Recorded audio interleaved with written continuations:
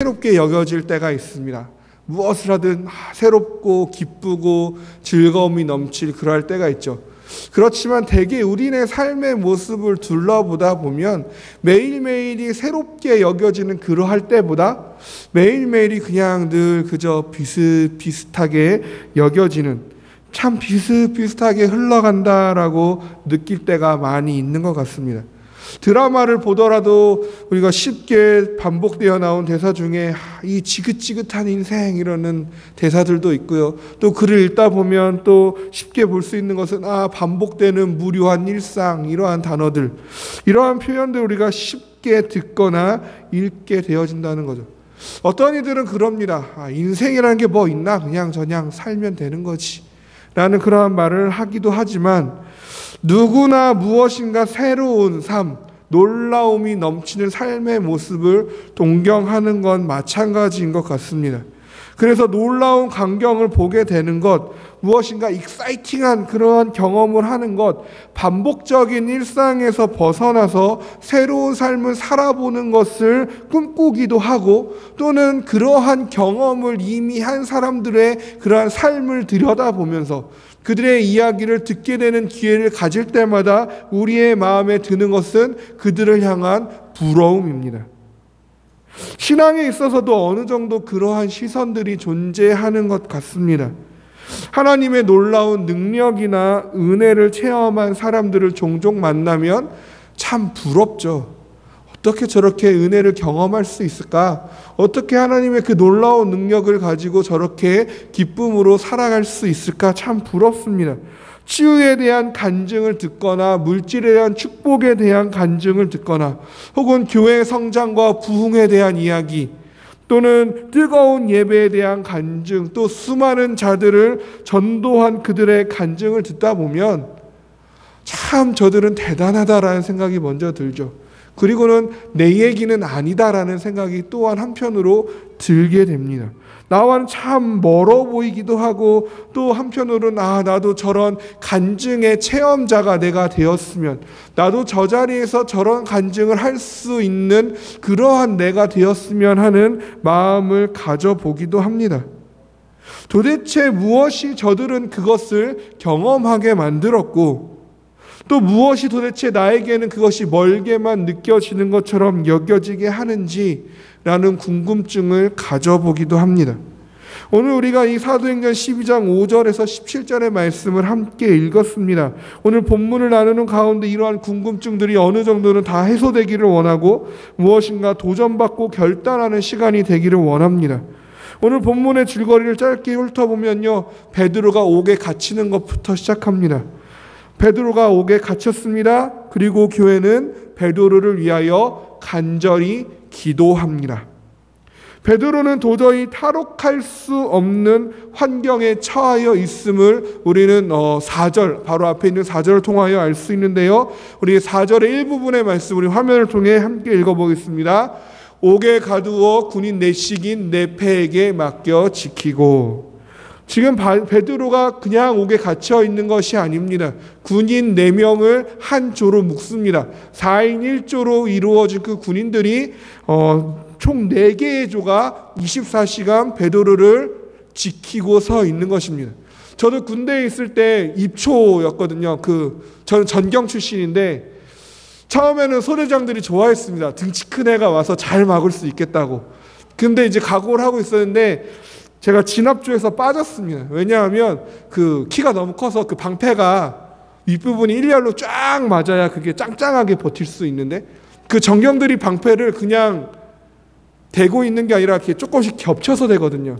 그래야 밀리는 힘에 반동을 줘서 버틸 수 있기 때문에. 근데 그것이 힘을 제대로 발휘하려면 그 방패의 윗선과 밑선이 정확하게 일직선을 이룰 때 아무리 밀어도 넘어가지 않습니다. 근데 키가 크다 보니까 방패가 한번 우뚝 솟아오를까봐, 그리고 나만 표적이 될까봐 뺐어요. 그리고 어디로 집어넣냐면 정문 보초에다 저를 세워놨습니다. 이제 키가 크니까 너는 그냥 정문에 서서 보초를 서라. 그래서 저희가 2인 1조씩 3교대 했거든요. 그러면 낮에 4시간, 새벽에 4시간 근무를 서게 됩니다. 근데 지금 베드로는 4개의 조니까요. 낮에 3시간, 밤에 3시간 근무를 서게 됩니다. 이게 3시간씩 근무를 쓰면 거의 틈이 없습니다. 그러니까 4개의 조가 3시간씩 번갈아 가면서 계속해서 교대해 가면서 베드로를 지키고 있었다라는 것은 그만큼 철저하게 베드로를 지키고 있었다라는 거죠. 근데 왜 이렇게 그들이 베드로를 철저히 지켰습니까? 이미 베드로를 옥에 가뒀었는데 한번 풀려난 경험이 있었거든요. 그렇기 때문에 보다 철저히 하기 위하여 4인 1조로 이루어진 4개의 조가 베드로를 지키고 있습니다. 그리고 베드로는 그 안에서 아무것도 할 수 없죠. 그래서 뭐 하고 있습니까? 아주 태평하게 누워 자고 있습니다. 근데 그때 갑자기 주의 사자가 나타났고 주의 사자의 인도를 따라 옥에서 나오게 됩니다. 그야말로 놀라운 기적이 베드로에게 일어났습니다. 그런데 베드로는 정작 무엇만 하였습니까? 잠만 자고 있었을 뿐이었습니다. 그렇다면 이 놀라운 기적은 어디로부터 시작한 것일까요?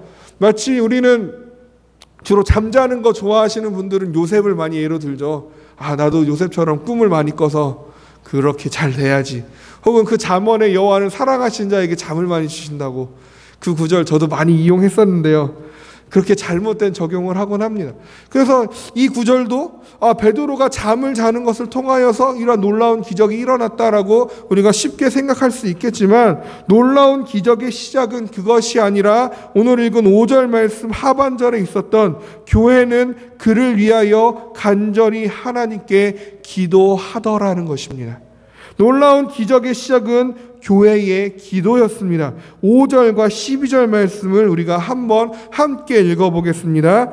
이에 베드로는 옥에 갇혔고 교회는 그를 위하여 간절히 하나님께 기도하더라. 깨닫고 마가라 하는 요한의 어머니 마리아의 집에 가니 여러 사람이 거기에 모여 기도하고 있더라. 아멘. 5절에서 기도하고 있는 그들의 모습은 12절에 가서도 변함없이 기도하는 모습으로 이어지고 있다는 것을 볼 수 있습니다. 여러 사람이 모여 기도하고 있는 중에 있습니다. 그들의 기도의 응답이 바로 오늘 본문의 기적을 일어나게 한 원동력이 된 줄로 믿습니다. 그리고 베드로가 문을 두드립니다. 그때 로데라는 여자아이가 베드로의 음성을 들었죠. 그리고 너무나 기뻐서 기쁨을 주체하지 못하고 문도 채 열어주지 못한 채 베드로가 왔다라고 말을 전해줍니다. 그때 그 기도하는 무리의 반응은 어떻습니까? 참 읽을 때마다 참 재미있습니다. 우리 15절 16절 말씀 함께 읽어보겠습니다. 그들이 말하되 내가 미쳤다 하나 여자아이는 힘써 말하되 참말이라 하니 그들이 말하되 그러면 그의 천사라 하더라. 베드로가 문 두드리기를 그치지 아니하니 그들이 문을 열어 베드로를 보고 놀라는지라. 아멘. 기도를 간절히 하였던 그들이었습니다. 여러 날 여러 시 동안 모여서 베드로를 위하여 간절히 기도하였습니다. 그러나 그들은 그 응답이 이루어진 소식을 들었을 때 미쳤다라고 이야기합니다. 네가 헛소리하고 있다라고 핀잔을 주더라는 것입니다. 그리고 나서 결국 베드로를 보고 놀라움을 금치 못합니다. 이 아이러니한 사건이죠. 간절히 기도했던 이들 가운데 기도의 응답이 나타났을 때에 그것을 우와, 우리의 기도의 응답으로 하나님이 이렇게 역사하셨다라고 감격하는 것이 아니라 그 응답이 정말 이루어졌을 때 웃기지 말라고, 미친 소리 하지 말라고, 헛소리 하지 말라고, 베드로가 옥에 있어야지 왜 풀려나냐고. 그들이 기도한 건 분명히 베드로가 풀려나기를 위해 기도했을 텐데 정작 베드로가 풀려났을 때에 말도 안 되는 소리를 한다고 핀잔을 주더라는 것이죠. 그렇지만 이 아이러니한 사건에서 확실한 것은 무엇입니까? 그 놀라움의 기적이 일어났다라는 것이고, 그리고 그 놀라운 일은 기도를 통해 이루어졌다라는 것입니다. 베드로가 왔다라는 소리에 미쳤다고 핀잔한 그들이지만 확실한 것은 그들의 기도는 분명 5절에서 말씀하셨던 것처럼 간절한 기도였다라는 것입니다.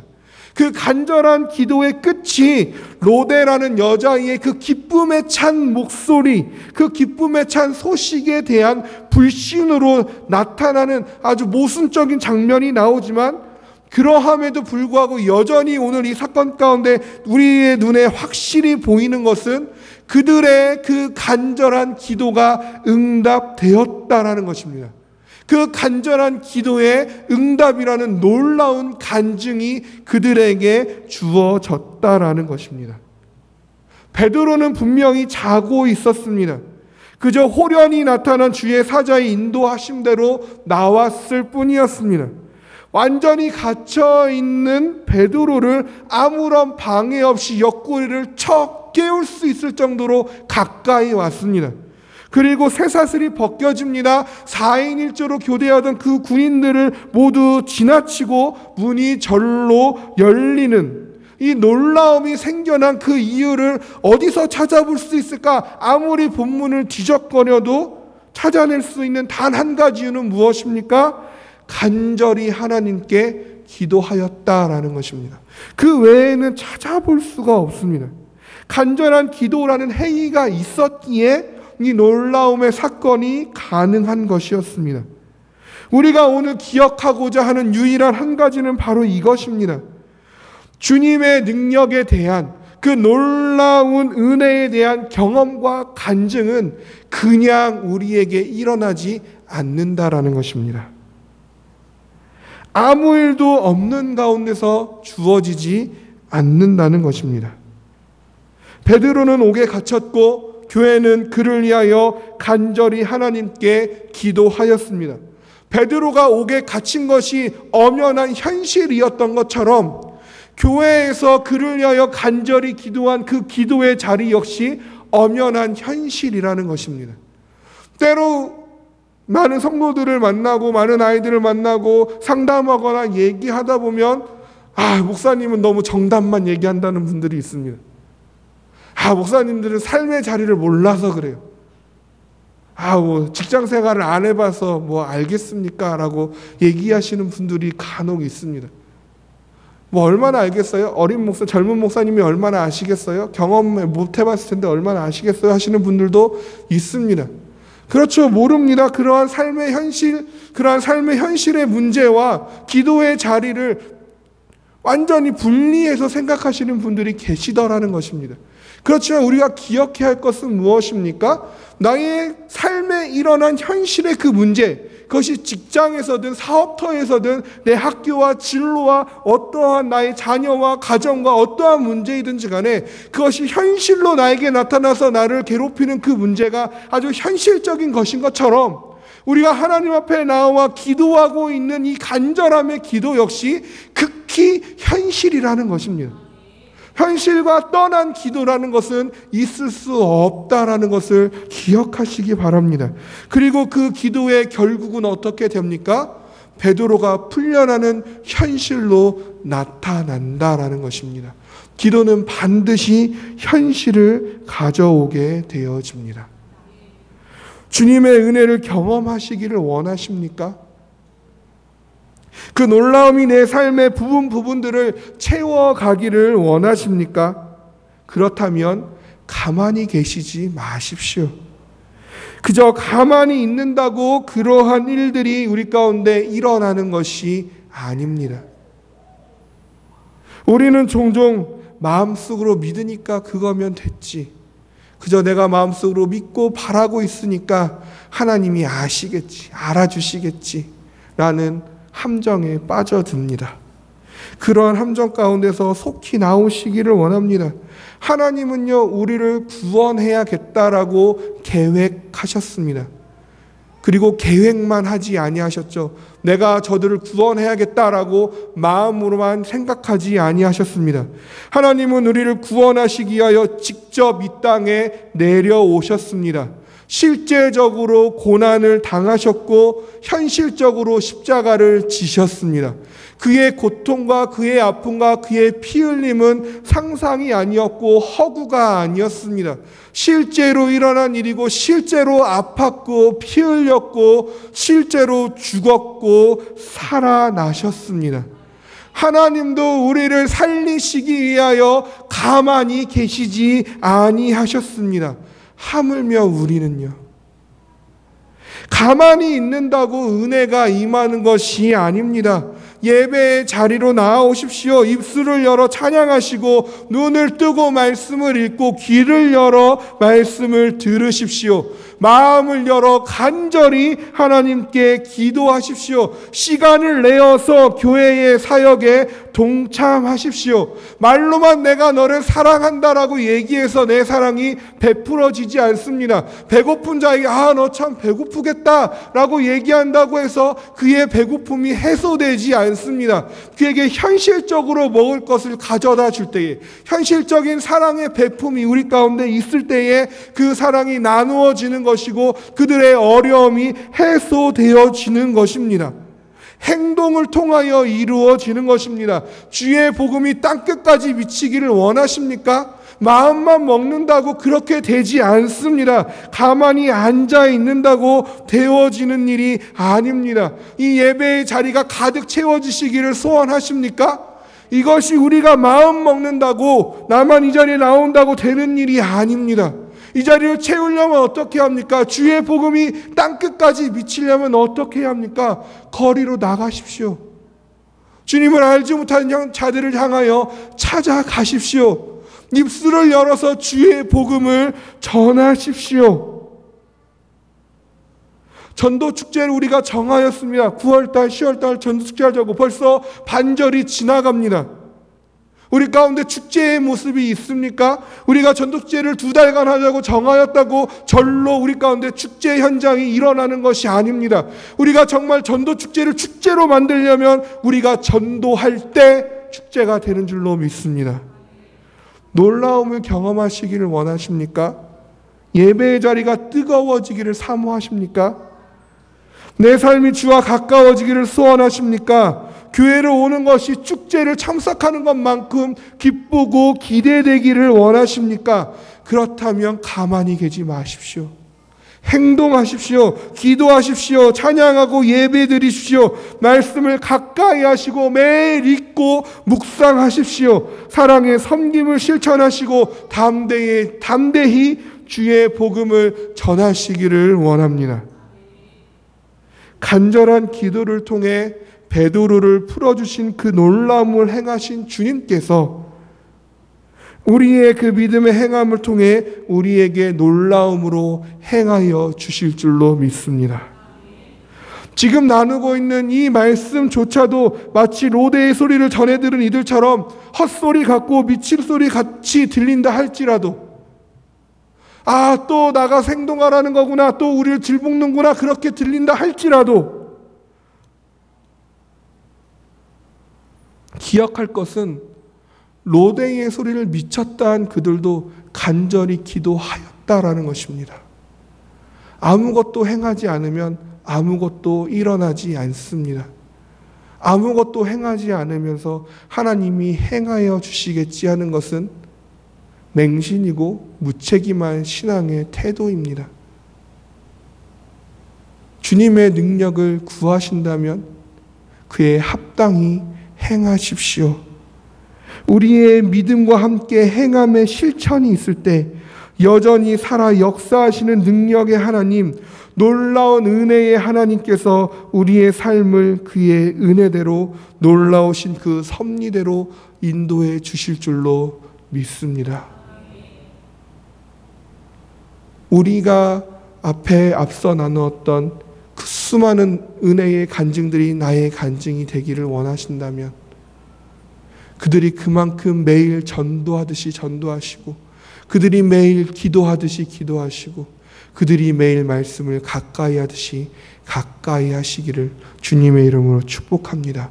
그때 비로소 이 성경의 놀라운 이야기가 더 이상 옛날 이야기요, 나와는 먼 이야기요, 다른 교회의 이야기요, 다른 사람의 이야기가 아니라 바로 나와 우리 이 교회의 이야기가 될 줄로 믿습니다. 우리 같이 기도하겠습니다.